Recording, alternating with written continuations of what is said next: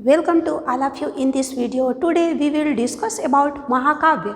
आज हम डिस्कस करने वाले हैं संस्कृत के महाकाव्य और उनकी रचनाओं के बारे में। तो आज चलिए हम लोग देख लेते हैं कुछ इंपॉर्टेंट महाकाव्य और उनके रचनाकार। संस्कृत के महाकाव्य देखेंगे और उनके देखेंगे हम लोग रचनाकार। तो देख लेते हैं, फर्स्ट है महाकाव्य।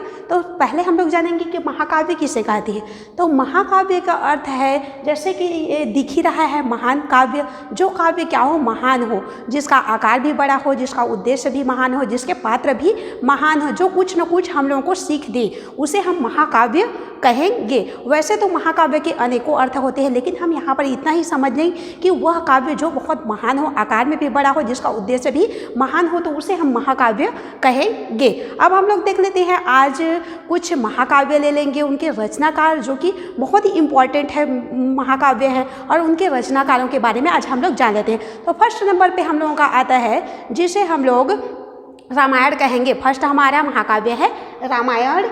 फर्स्ट हमारा महाकाव्य रामायण। इसके रचनाकार हैं महर्षि वाल्मीकि। इसके रचनाकार हैं महर्षि वाल्मीकि। अब यहाँ पर देखिए, महर्षि वाल्मीकि इसके रचनाकार हैं। रामायण की कथा आप सब लोगों को पता ही होगी, सीता और राम की कथा है। इसके हम लोग के लेखक हैं महर्षि वाल्मीकि जी। इस रामायण को चतुर्विंशति सहस्त्री संहिता कहते हैं। इसे देख लीजिए, रामायण है, इसका दूसरा नाम है, इसे अपर नाम से जाना जाता है चतुर्विंशति सहस्त्री संहिता, अर्थात जिसमें 24,000 श्लोक हैं, उसे हम लोग बोलेंगे रामायण। मतलब रामायण में कितने श्लोक हैं? 24,000 श्लोक हैं, इसीलिए इसका दूसरा नाम चतुर्विंशति सहस्त्री संहिता भी कहा जाता है। यहाँ आप देख लीजिए, यह आदि काव्य है, मतलब सबसे पुरानी रचना है। यह बोल सकते हैं संस्कृत लौकिक साहित्य का, संस्कृत लौकिक साहित्य यह प्रथम ग्रंथ है या प्रथम रचना है। इसे आदि काव्य भी कहा जाता है, आदि ग्रंथ भी कहा जाता है। और महर्षि वाल्मीकि को आर्ष कवि भी कहा जाता है। और यहाँ पर अब हम लोग आगे जस्ट बढ़ जाते हैं, देखते हैं महाभारत। अब यहाँ पर देखेंगे, अगर आकार की दृष्टि से देखें, उसके आकार की दृष्टि से हम लोग देखें तो महाभारत सबसे बड़ा ग्रंथ है, दुनिया का सबसे बड़ा ग्रंथ, जिसे हम बोल सकते हैं महाभारत है। महाभारत में 18 पर्व हैं। कितने पर्व हैं जी? इसमें 18 पर्व हैं। इसके लेखक वेद व्यास हैं। महर्षि बोल सकती हैं वेद व्यास। महर्षि वेद व्यास जी हैं, महाभारत के लेखक हैं महर्षि वेद व्यास जी। इस महाभारत को भी आप लोग सुने होंगे। इसमें 5 पांडव का वर्णन है। इसमें नायक के रूप में अगर हम 1-2 को ही देखें तो नायक के रूप में अर्जुन को मान सकते हैं और नायिका के रूप में द्रौपदी को मान सकते हैं। अब यहाँ पर देखेंगे महाभारत, यह 18 पर्व वाला महान ग्रंथ है, जो वेद व्यास द्वारा लिखित है। इसे हम शतसहस्त्री संहिता भी कहते हैं। शतसहस्त्री संहिता, शत मतलब होता है 100 और सहस्त्र मतलब सहस्त्री, अर्थात सहस्त्र मतलब होता है 1000, और संहिता शतसहस्त्री संहिता, अर्थात जिसमें बोल सकते हैं 100,000 श्लोक हो। 100,000 बोलने का अर्थ हो गया कि 1 लाख, जिसमें 1 लाख श्लोक है, वह है महाभारत। महाभारत का अपर नाम अर्थात दूसरा नाम शतसहस्त्री संहिता कहलाता है। अर्थात शतसहस्त्री संहिता किसे कहेंगे? तो महाभारत को कहेंगे, जिसमें 1000 बोल सकते हैं, 100 बोल सकते हैं शतसहस्त्री संहिता, 100,000 श्लोक हैं, अर्थात बोलने का अर्थ है कि 1 लाख श्लोक हैं। तो महाभारत सबसे बड़ा ग्रंथ है। लेकिन रामायण जो है, इसे हम चतुर्विंशति सहस्त्री संहिता कहते हैं। इसमें 24,000 श्लोक है। लेकिन प्रथम लौकिक संस्कृत साहित्य का प्रथम ग्रंथ कौन सा है? तो रामायण है, जो महर्षि वाल्मीकि द्वारा रचित संस्कृत ग्रंथ है। अब देख लेते हैं, महाभारत में 18 पर्व हैं। इसके रचनाकार वेद व्यास जी हैं। इसे शतसहस्त्री संहिता भी कहते हैं। अब जस्ट आगे बढ़ जाते हैं। इसके बाद हम 3rd नंबर पर पहुँचते हैं। तो 3rd महाकाव्य देख लेते हैं, कुमार संभवम। यह बोल सकते हैं महाकवि कालिदास की रचना है। यह किसकी रचना है? महाकवि कालिदास की रचना है। महाकवि कालिदास की रचना कुमार संभवम। इसमें कुमार कार्तिकेय के जन्म से लेकर के जन्म का वर्णन है, बोल सकते हैं। इसमें नायक के रूप में शिव और नायिका के रूप में हम पार्वती को मान सकते हैं। देखिए, कुमार कार्तिकेय के बारे में बोला गया है यहाँ पर। कुमार कार्तिकेय का जन्म, मतलब इस जो ग्रंथ है, इस महाकाव्य में कुमार कार्तिकेय के जन्म का वर्णन है। और यह इसके नायक नायिका पार्वती और शिव हैं। यह सर्ग वाली 17 सर्ग वाला महान ग्रंथ है, जिसमें कुमार कार्तिकेय का वर्णन है और शिव पार्वती का भी वर्णन है। अब देख लेते, ये कुमार संभव कालिदास की रचना है। अब थोड़ा हमें यहाँ पर जानने की जरूरत है कि कालिदास, अगर हम रामायण और महाभारत को वैदिक परंपरा का या पौराणिक ग्रंथ मान लेते हैं, तो उसके बाद बोले तो कालिदास का नाम जैसे महर्षि वाल्मीकि है, वेद व्यास है, इन्हें हम लोग बोल सकते हैं आर्ष कवि बोल दे, पौराणिक ग्रंथ के कवि बोल देते हैं। तो देखिए कालिदास, उसके बाद अगर किसी का नाम इस दुनिया में अमर है तो वह है कालिदास। तो कालिदास की रचना देखिए यहाँ पर कुमार संभवम के रचनाकार हैं कालिदास। यह 17 सर्ग वाला ग्रंथ या महाकाव्य है। इसमें कुमार कार्तिकेय का वर्णन है और कालिदास महान कवि है जो लोक प्रसिद्ध है। भारत विश्व में ही इनका नाम विख्यात अर्थात सुप्रसिद्ध है। इनका विवाह भी विद्योत्मा नामक राजकन्या के साथ हुआ था।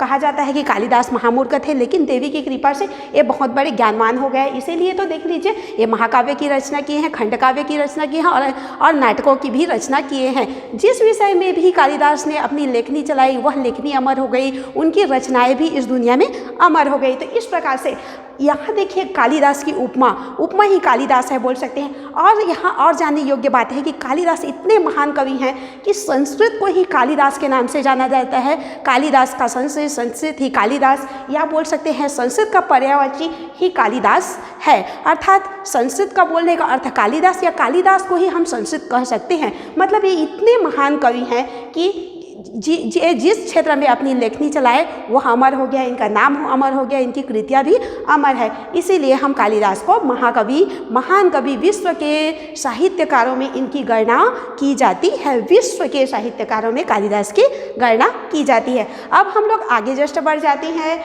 रघुवंशम आगे देख लेते हैं। रघुवंशम यह 19 सर्ग वाला ग्रंथ है, महाकाव्य है। कितना सर्ग वाला? 19 सर्ग वाला महाकाव्य है रघुवंशम, जो कि महाकवि कालिदास की ही रचना है। किसकी रचना है जी? महान कवि कालिदास की रचना है। इसमें 31 अर्थात इसमें बोल सकते हैं रघु के वंशजों का वर्णन है। रघु के वंशज अभी हम लोग सिंपल भाषा में जाने तो राम के पूर्वजों का इसमें वर्णन है। कुश, राम, दशरथ,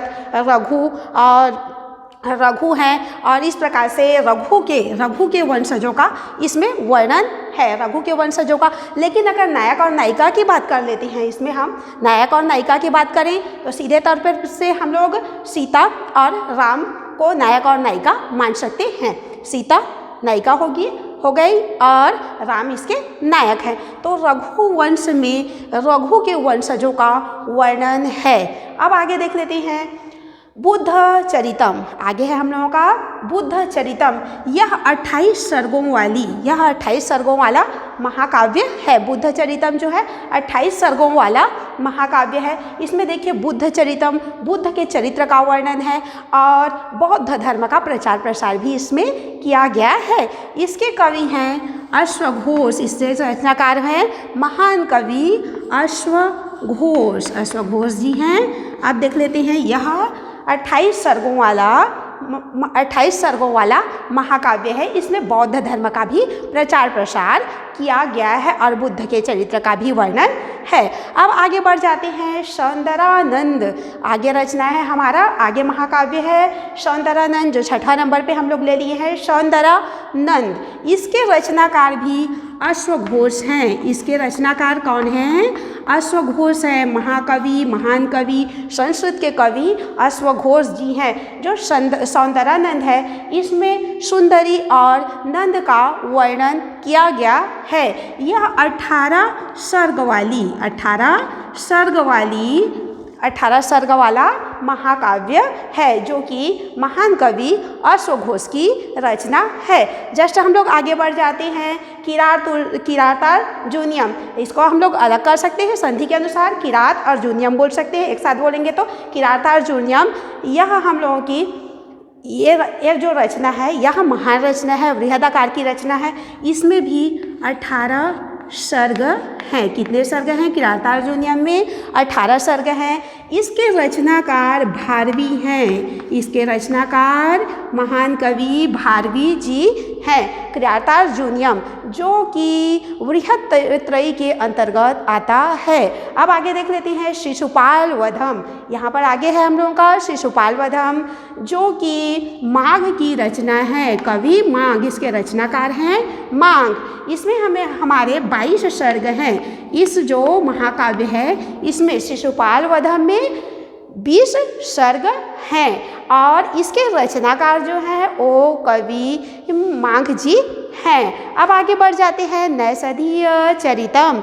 नैषधीय चरितम में 22 सर्ग हैं। कितने सर्ग हैं? 22 सर्ग हैं नैषधीय चरितम में। इसके रचनाकार श्री हर्ष जी हैं। श्री हर्ष संस्कृत के महान महाकाव्य रचनाकार, नैषधीय चरित्र के रचनाकार श्री हर्ष हैं। अब देख लीजिए किरातार्जुनीयम 18 सर्ग वाली, 20 सर्ग वाला शिशुपाल वध और 22 सर्ग वाला नैषधीय चरित्रम है जो कि देखिए किरातार्जुनीयम भारवी की रचना है और शिशुपाल वध माघ की रचना है और नैषधीय चरित्रम श्रीहर्ष की रचना है। अब यहाँ पर देखेंगे जो तीनों महाकाव्य है किरातार्जुनीयम, शिशुपाल वधम और नैषधीय चरित्रम, ये महाभारत की ही कथा है। मतलब महाभारत से ही इस कथा का निर्माण हुआ है, महाभारत से ही यह कथा लिया गया है। अब देखिए किरातार्जुनीयम, शिशुपाल वधम और नैषधीय जो चरितम, ये तीनों जो महाकाव्य है इसे बृहत्त्रयी कहा जाता है। अब बृहत्त्रयी क्यों कहा जाता है? क्योंकि इसमें छोटी सी बात को बहुत बड़े ढंग से और सुंदर ढंग से बताया गया है। बृहद आकार लेकर के, छोटी छोटी घटनाओं को बृहद आकार देकर के बहुत ही सुंदर तरीके से इसमें चित्रित किया गया है, इसीलिए इसे बृहत्त्रयी कहा जाता है। इन तीनों महाकाव्य को, किरातार्जुनीयम, शिशुपाल वधम और नैषधीय चरितम को, जो कि किरातार्जुनीयम, इसमें देखिए किरात शिव, किरात वेश में शिव और अर्जुन का वर्णन है। किरात और अर्जुन, किरात वेशधारी शिव और अर्जुन का इसमें वर्णन है। अगर हम इसके नायक नायिका के बारे में बात करें तो हम अर्जुन को बोल सकते हैं और या फिर शिव पार्वती को भी बोल सकते हैं, या अर्जुन के साथ हम द्रौपदी को भी इसमें ऐड कर सकते हैं। अब आगे देखेंगे शिशुपाल वध है, तो शिशुपाल वध में शिशुपाल के वध का वर्णन है। यह भी महाभारत से लिया गया है। इसके नायक के रूप में हम कृष्ण को मान सकते हैं, उसी प्रकार से नायिका के रूप में शिशुपाल वध में हम नायिका के रूप में सत्यभामा को मान सकते हैं। यह 20 सर्ग वाला महाकाव्य है। अब आगे बढ़ जाते हैं नैषधीय चरितम है। इसमें नल और दमयंती की कथा है। इसमें नल और दमयंती की प्रेम प्रसंग और उसकी घटनाओं का वर्णन है। नल दमयंती के जीवन के बारे में यह श्रृंगार रस प्रधान महाकाव्य है। नैषधीय चरितम श्रृंगार रस प्रधान है, शांत रस का भी प्रयोग किया गया है और वीर रस का भी प्रयोग किया गया है। यह 22 सर्ग वाला है। इन्हें ही हम लोग बृहत्त्रयी कहते हैं और इन कवियों को बृहत्त्रयी के अंतर्गत आते हैं। तीनों जो महाकाव्य हैं वो बृहत्त्रयी के अंतर्गत आते हैं। किरातार्जुनीयम भारवी की रचना, शिशुपाल वध माघ की रचना और नैषधीय चरित्रम श्रीहर्ष की रचना है। तो यह तीनों बृहत्त्रयी के अंतर्गत आते हैं, तीनों रचनाएं। अब आगे बढ़ जाते हैं हरविजयम। हरविजयम रत्नाकर की रचना है। महाकवि रत्नाकर की रचना है हरविजयम। अब यहाँ पर हम लोगों को जानना है, जैसे महाकाव्य के अंतर्गत रामायण और महाभारत को अगर हम पौराणिक ग्रंथ मान लेते हैं तो हरविजयम सबसे बड़ा ग्रंथ है। हरविजयम क्या है? सबसे बड़ा ग्रंथ है जो जिसमें 50 सर्ग हैं। जिसमें क्या है? 50 सर्ग हैं। इन दोनों को अगर छोड़ देते हैं, हम इन्हें पौराणिक ग्रंथ मान लेते हैं, अगर बोल सकते हैं धार्मिक ग्रंथ, पौराणिक ग्रंथ मान लेते हैं, तो उसके बाद हरविजयम जो है वह 50 सर्गों वाला सबसे बड़ा ग्रंथ है, जो कि रत्नाकर की रचना है। किसकी रचना है? इसके रचनाकार हैं रत्नाकर जी, जो 50 सर्ग वाला है। और यहाँ पर हम लोगों को जानना है हरविजयम। हर मतलब होता है भगवान शंकर, भगवान शिव बोल सकते हैं, और विजय जिसमें भगवान शंकर के विजय का वर्णन हो, वह काव्य है, वह महाकाव्य है हरविजयम है। और इसमें नायक के रूप में हम शिव को मान सकते हैं, नायिका के रूप में पार्वती को मान सकते हैं। इसमें अंधकासुर के जन्म से लेकर के उसके संहार तक का वर्णन है और यह सबसे बड़ा ग्रंथ है महाभारत और रामायण के बाद। अब आगे देख लेते हैं रामायण मंजरी और भारत मंजरी। इसके बाद आता है रचनाएं, महाकाव्य है भारत मंजरी और रामायण मंजरी। अब देखते हैं रामायण मंजरी, यह आचार्य क्षेमेंद्र की रचना है। किसकी रचना है? क्षेमेंद्र की रचना है। अब देख लेते हैं आचार्य क्षेमेंद्र की रचना। तो देखिए रामायण मंजरी और भारत मंजरी भी आचार्य क्षेमेंद्र की ही रचना है। यहाँ पर देखेंगे रामायण मंजरी, यह भी काव्य रामायण से ही लिया गया है और भारत मंजरी भी है। ये दोनों आचार्य क्षेमेंद्र की रचना है। क्षेमेंद्र भी महान कवि हैं जिन्होंने बहुत सारे महाकाव्य वगैरह वगैरह जो काव्य हैं उनकी रचना किए हैं। तो रामायण मंजरी क्षेमेंद्र की रचना है और भारत मंजरी भी क्षेमेंद्र की रचना है। अब आगे बढ़ जाते हैं श्रीकंठ चरितम। आगे है श्रीकंठ चरितम, ये मक्खक की रचना है, आचार्य मक्खक की रचना है।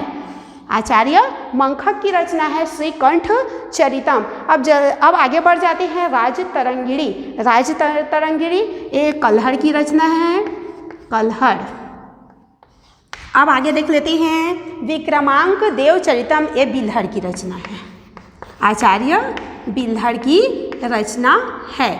अब देखेंगे भारत मंजरी और रामायण मंजरी। रामायण मंजरी और भारत मंजरी, जिसमें रामायण मंजरी में राम की कथा का वर्णन है वह, और रामायण से रिलेटेड यह इसमें कहानी है। और उसके बाद देख लेते हैं भारत मंजरी, ये दोनों ही आचार्य क्षेमेंद्र की रचना है। दोनों क्या है? आचार्य क्षेमेंद्र की रचना है जो महाकाव्य के अंतर्गत आते हैं। और आचार्य क्षेमेंद्र भी क्या है? विश्व प्रसिद्ध कवि हैं। अब आगे देख लेते हैं श्रीकंठ चरितम। श्रीकंठ चरितम ये आचार्य मक्खक की रचना है, मक्खक की रचना है। अब आगे देखेंगे राजतरंगिणी। तो यहाँ पर देखिए राजतरंगिणी, अब कल्हड़ जो है कल्हड़ की रचना है। राजतरंगिणी, राजतरंगिणी महाकाव्य है, इसके रचनाकार कल्हड़ हैं। इसमें देखिए राजतरंगिणी में कश्मीर के राजाओं का वर्णन है, कश्मीर के राजाओं का बृहद रूप से वर्णन किया गया है। कश्मीर के राजाओं का ही इसमें इस महाकाव्य में वर्णन किया गया है। अब देख लेते हैं आगे है